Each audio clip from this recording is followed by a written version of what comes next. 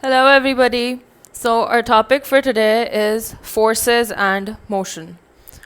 So, force is any interaction that, when opposed, will change the motion of an object. Forces could include friction, gravity, acceleration, speed, etc.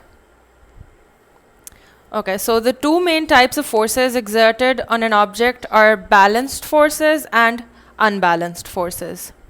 So, if the forces exerted on an object are equal, they cancel each other out. These are balanced forces and they will not cause any change in the motion of the object.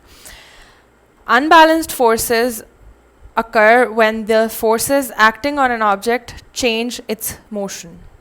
So some other forces that act on an object could be friction and gravity. Friction is an opposing force that resists the sliding between two touching surfaces. There are four types of friction. The first one being static, which causes an object to stay at rest. Then it's sliding, which slows down the motion of a sliding object. Rolling is needed to make a wheel turn, and then fluid resistance is the type of resistance that exists between fluids. So it could be water or air. Now, when you're in a plane and you feel air resistance, that is fluid resistance, that is fluid friction. Gravity is the force of attraction between objects due to mass. All matter has mass, ergo experiences gravity. Gravity is the force of attraction, so it pulls. Speed and acceleration are physics concepts that we encounter in everyday life, and an understanding of these concepts is crucial to most areas of physics. We think of speed as something we have been moving, and this forms the basis of the definition of speed.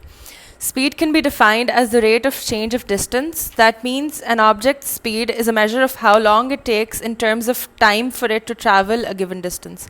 From this, we get the equation speed equals to distance over time. Because of this, speed is measured in distance per time, such as meters per second or kilometers per hour.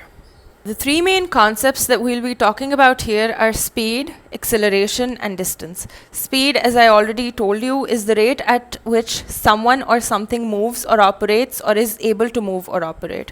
Acceleration is the rate of change of the velocity of an object with respect to time.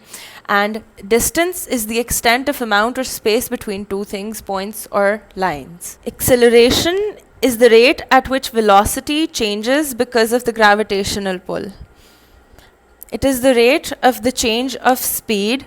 So, to calculate acceleration, we use the formula change in velocity over time. Think of this. If a bus is moving and the velocity of a bus has increased from 0 to 18 meters per second in 6 seconds, to calculate the acceleration of the bus, what we are going to do is we're going to minus the final velocity from the initial velocity and divide it by the time it takes for the bus to reach this certain velocity. Now let's talk about speed-time graphs. The gradient of a line on a speed-time graph represents acceleration. If the gradient is positive or goes up, the object has positive acceleration. If the gradient is negative or goes downwards, the object has a negative acceleration or deceleration. To find out the acceleration of an object between point A and B, we calculate the change in speed, which is 25 minus 5 on this graph, which equals to 20. The change in time here is 6 minus 2, so that's 4. So the acceleration is 20 meters per second over 4 seconds, which equals 5 meters per second square. This is how speed and acceleration are related and can be calculated. Speed in relation to potential and kinetic energy. So potential energy is the energy that is possessed by any object that has the ability to create kinetic energy. Now, it's not necessary that any object that has potential energy will create kinetic energy. It could end up creating heat.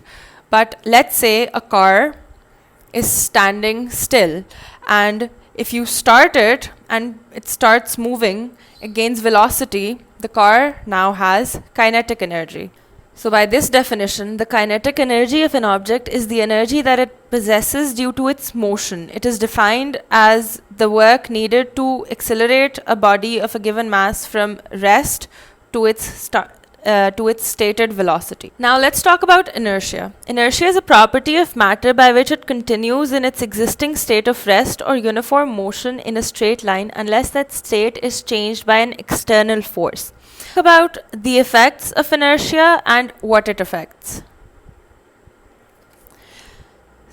So if you look at this picture on the top, it states that an object at rest remains at rest and an object in motion remains in motion with the same velocity unless acted upon by an unbalanced force. Inertia is why you feel a jerk as the brakes are applied in a car or bus. Your body tries to continue moving forward, but your seat belt, which is attached to the slowing vehicle, applies the force that also slows you down. Inertia is basically the resistance to change in velocity.